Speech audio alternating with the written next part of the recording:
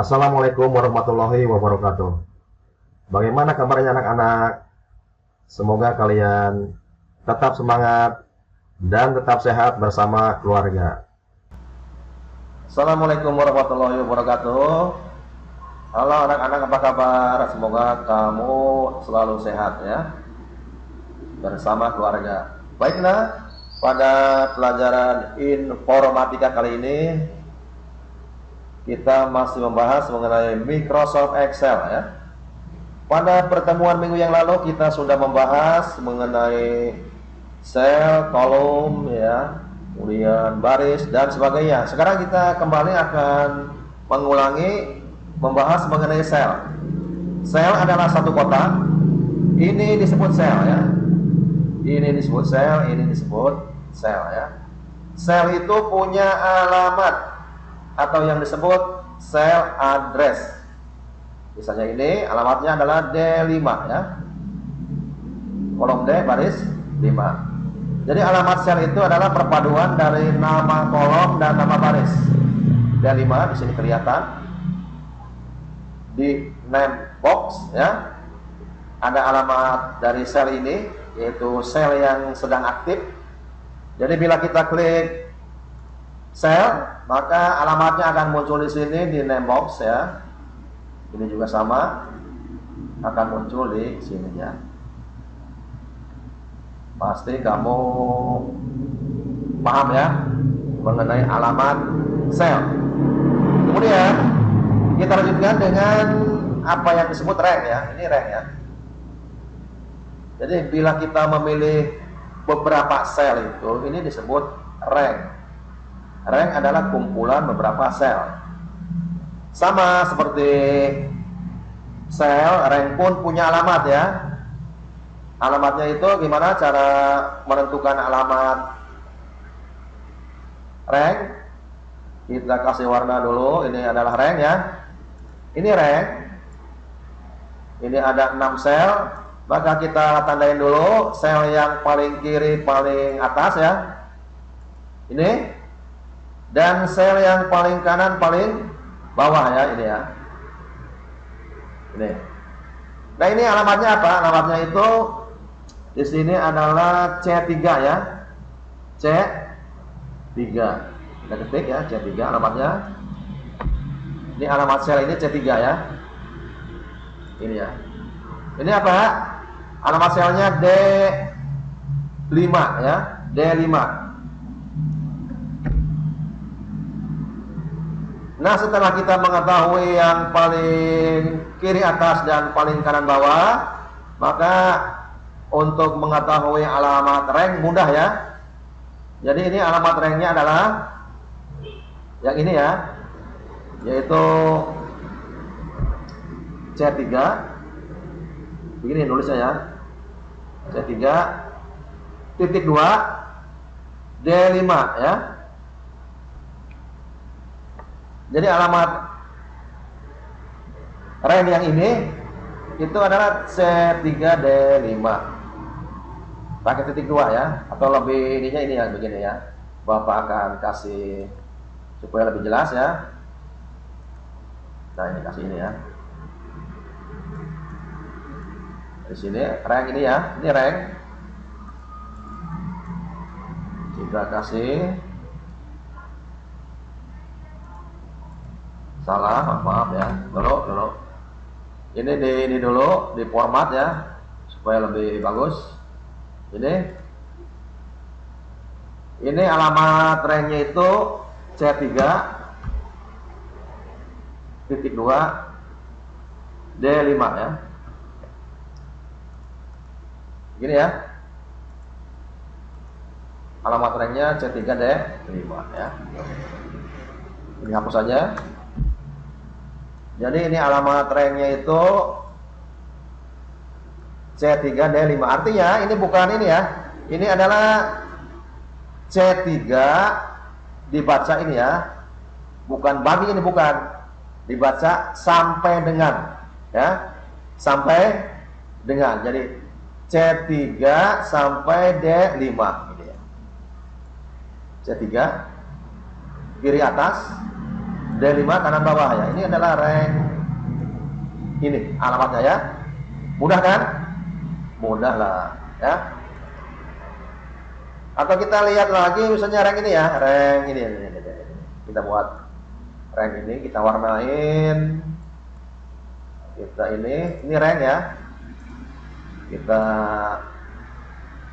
copy lagi. Ini ranknya berapa sih ini? Atau alamat ranknya itu apa sih ya? Coba kamu tebak. Alamat ranknya itu apa? Iya benar ya. Ini adalah kita kasih tanda dulu ini E7 ya. E7. Ini apa ini?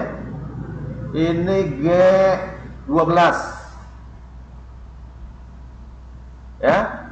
Kita tandain supaya lebih jelas. Ya. Kita tandain ya. Ya. Jadi alamat ranknya apa ini?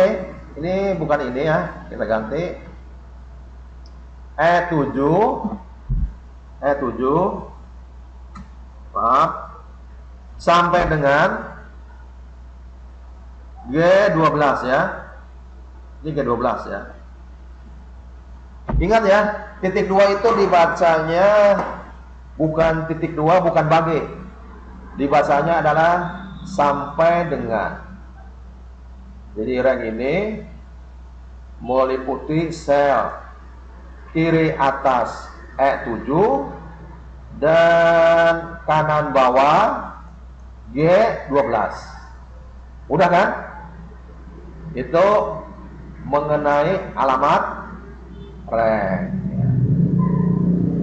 Sekarang kita hapus ya. Oke. Kita hapus itu ya. Kita lanjutkan. Kita hapus. Ya, kita akan membuat angka ya. Misalnya di sini buat angka. Ya. Buat angka sampai 10 ya. Ini juga dibuat angka lagi. Ya.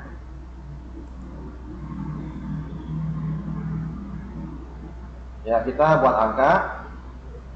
Di sini cukup ya, cuma ini aja. Buat angka kita jumlahkan. Kita membuat rumus ya. Mungkin kamu masih ingat. Membuat rumus selalu diawali dengan sama dengan ya. Kita melakukan penjumlahan plus ya. Terus ya, penjumlahan semua angka dari A1 sampai A10 ya. Jadi kita tinggal masukkan alamat selnya ya. Itu untuk penjumlahan. Nah ini ya. Dari A1 sampai A10 dijumlahkan. Nah seperti biasa kalau kita sudah selesai membuat rumus atau ngetik, kita tekan enter ya. Ini hasilnya ya. Ini hasilnya 55 dari penjumlahan ini. Kita lihat lagi. Kita double klik ini rumusnya. A1 plus A2 plus A3 plus A4 plus A5 plus A6 plus A7 plus A8 plus A9 dan plus A10. Hasilnya enter 55 ya. Kemudian pasti kamu ada yang protes, Pak, kalau begitu repot dong. Kalau harus membuat rumus yang panjang ya. Iya repot. Kalau komputer itu kan harus serba praktis, serba simpel ya. Jadi kalau membuat rumus seperti ini ya percuma pakai komputer ya. Nah ada cara yang paling simpel ya. Kita lihat ya di sini kita buat rumus ya. Di mana aja? Yaitu dengan ini ya. Ketik sum ya. Kemudian dipilih ranknya ya. Kita tadi sudah belajar rank. Ini jadi tidak memasukkan alamat sel satu persatu, kita menggunakan namanya fungsi ya. Sum itu namanya fungsi ya. Fungsi itu seperti mesin ya, sama dengan sum. Kemudian masukkan dalam kurung ya, yaitu nama rangnya. Nama rank sudah tahu tadi ya, nama sel yang paling kiri paling atas, titik 2 dibaca sampai dengan, dan rank, maaf, sel yang paling kanan paling bawah. Jadi cuma memasukkan 2 alamat sel ya, sehingga kita langsung bisa melakukan perhitungan. Tuh ya, sama kan hasilnya? Daripada ini panjang ya, mending ini ya, singkat ya, dengan fungsi sum. Coba kamu bayangkan kalau misalnya kamu, misalnya Bapak hapus dulu ya, Bapak hapus ini, misalnya Bapak copy ya, bayangkan kalau seperti ini ya, ingin dijumlahkan pakai penjumlahan seperti ini gimana? Panjangnya sampai 50 alamat sel, wah repot ya. Maka dengan sum ya, dengan fungsi sum, kita lihat lagi, sama dengan sum ya, mengetik sum itu harus seperti itu ya, karena nama fungsi, atau kalau Bapak itu sering menyebutnya ini nama mesin ya, nama mesin. Mengetiknya dengan huruf besar atau huruf kecil sama saja ya, ini bisa ya. Atau kamu mau misalnya ada kesalahan ya, mau gini bisa, yang penting sum ya, mau gini bisa ya. Terus masukkan, pertama kurung buka dulu, masukkan nama ranknya ya, ini ya, cukup masukkan nama rank di mana hanya mencakup 2 sel, kurung tutup ya. Titik 2 itu dibaca sampai dengan ya. Maksudnya ini semua sel ini yang ada 50 sel ini dijumlahkan ya. Oke, kita lihat ya. Apa hasilnya? Enter ya, gitu. Ya.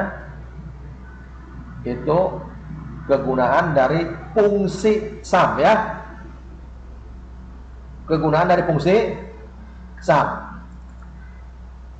Jadi yang penting ininya ya, yang penting nama selnya itu, maaf, nama ranknya itu benar ya. Sel yang paling kiri paling atas, titik 2. Titik 2 itu dibacanya sampai dengan ya. Dan sel yang paling kanan paling bawah. Terus enter. Hasilnya coba bayangkan kalau pakai rumus seperti ini, waduh 50 alamat sel bagaimana ya? Oke? Ya. Kita lanjutkan ya. Kita lanjutkan. Bapak akan membuat yaitu angka ya, secara acak ya. Membuat angka ya, membuat angka secara acak.